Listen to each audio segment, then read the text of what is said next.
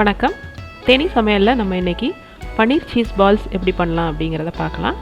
இது நம்ம ரெகுலராக எப்பயும் எப்படி கட்லெட் பண்ணுவோமோ அதே ப்ராசஸில் தான் பண்ண போகிறோம்.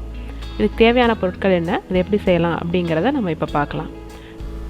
முதல்ல 200 கிராம் பன்னீர் எடுத்து வச்சுருக்கேன். இந்த பன்னீரை நம்ம நல்லா கைவிட்டு பிசைஞ்சுக்கிடணும். பிசைய முடியலன்னா இந்த மாதிரி ஒரு துருவி எடுத்துகிட்டு அதுக்கப்புறம் பிசைஞ்சோம்னா ஈஸியாக இருக்கும். இப்போ நான் துருவி எடுத்து வச்சுருக்கேன்.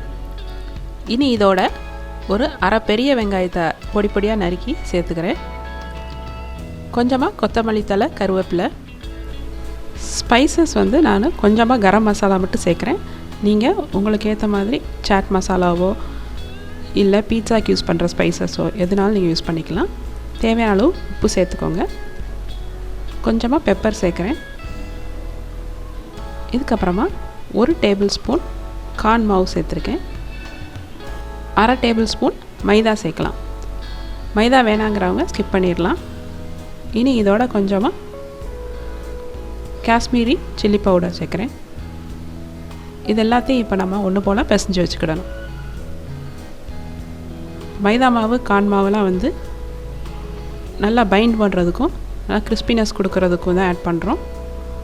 மைதா மாவுக்கு பதிலாக நீங்கள் அரிசி மாவு கூட கொஞ்சமாக சேர்த்துக்கிடலாம். இப்போ நல்லா ஒன்று போல் பிசைஞ்சாச்சு.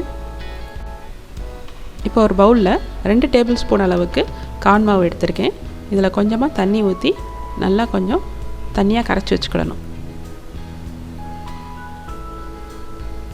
ரொம்ப திக்காக இல்லாமல் பார்த்துக்கிடணும். கட்டி விழுகாமையும் இருக்கணும்.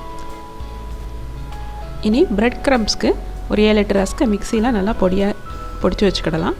இல்லாட்டா பிரெட் க்ரம்ஸ் ரெடிமேடாக கிடைக்கிது, அதை வாங்கி யூஸ் பண்ணிக்கிடலாம். இப்போ நான் சீஸ் எடுத்து வச்சுருக்கேன். இந்த சீஸில் நமக்கு தேவையான அளவு சின்ன சின்ன க்யூப்ஸாக போட்டு எடுத்துக்கிடலாம். ஒரு 10 பீஸ் வருதுன்னா ஒரு 10 பீஸ் சின்ன க்யூப்ஸ் ரெடி பண்ணி வச்சுக்கோங்க. நான் இன்றைக்கி பீட்சாவில் யூஸ் பண்ணக்கூடிய சீஸ் யூஸ் பண்ணியிருக்கேன். நீ நம்ம ரெடி பண்ணி வச்சுருக்கிற அந்த பன்னீர் கலவையை சின்ன சின்ன பால்ஸாக உருட்ட ஆரம்பிக்கலாம். சின்ன சின்ன பால்ஸாக எடுத்து அதை உள்ளங்கையில் வச்சு இந்த மாதிரி தட்டிக்கோங்க.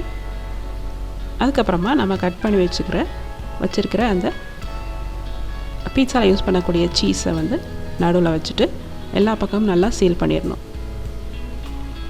சீல் பண்ண பிறகு மறுபடியும் உள்ளங்கையில் வச்சு ஒன்று போல் உருட்டி விடுங்க.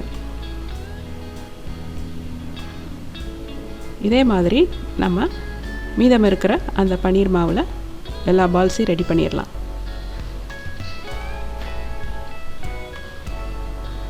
இப்போ நம்ம யூஸ் பண்ணியிருக்கிற 200 கிராம் பன்னீருக்கு நமக்கு 9 அல்லது 10 பால்ஸ் அளவுக்கு கிடைக்கும்.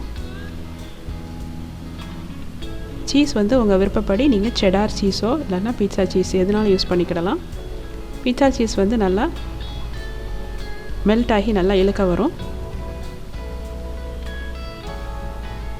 இப்போ நமக்கு எல்லா பால்ஸும் ரெடி ஆயிடுச்சு.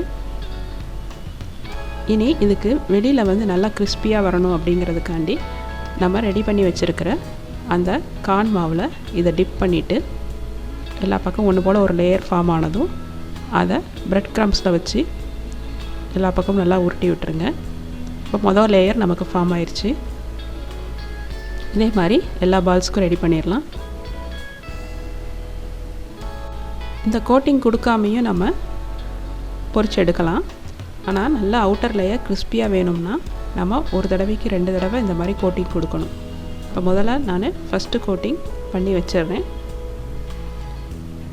இப்போ மொதல் கோட்டிங் முடிஞ்சிருச்சு. இப்போ மறுபடியும் ஒரு தடவை இதே மாதிரி நம்ம இந்த பால்ஸ் எல்லாத்தையும் கார்ன் மாவில் டிப் பண்ணிவிட்டு பிரெட் க்ரம்ஸில் ரோல் பண்ணிவிட்டு அதுக்கப்புறமா நம்ம ஃப்ரை பண்ணி எடுக்கலாம். இப்போ இந்த மாதிரி செகண்ட் டைம் பண்ணும்போது அவுட்டர் லேயர் நல்லா ஹார்டாக கிறிஸ்பியாக இருக்கும். உள்ளே அந்த சீஸ் நல்லா மெல்ட் ஆகி ரொம்ப டேஸ்ட்டாக இருக்கும். இப்போ செகண்ட் கோட்டிங் ரெடி ஆயிடுச்சு. இப்போ ஒரு கடாயில் எண்ணெயை காய வச்சுருக்கேன். எண்ணெய் காஞ்சதும் நம்ம 2 பால்ஸாக போட்டு பொரிச்சு எடுக்கலாம். நம்ம எவ்வளோ எண்ணெய் எடுத்துருக்கோமோ அதுக்கேற்ற மாதிரி 2 அல்லது 3 பால்ஸ் போட்டுக்கலாம். ஃப்ளேம் மீடியம் ஃப்ளேம்லேயே இருக்கணும். அப்போ தான் யூனிஃபார்மாக எல்லா பக்கமும் வேகும். ஃப்ளேம் ஹையில் இருந்ததுன்னா வெளியில் இருக்க பகுதி சீக்கிரமாக கருக ஆரம்பிச்சிடும். இப்போ நமக்கு எல்லா பக்கமும் ஒன்று போல் கலர் கிடச்சதும் உள்ளே நல்லா வெந்ததும் நம்ம இதை அடுப்புலேருந்து எடுத்துடலாம். இதே போல் நம்ம மீதம் இருக்க எல்லா பால்ஸையும் சுட்டு எடுத்துடலாம்.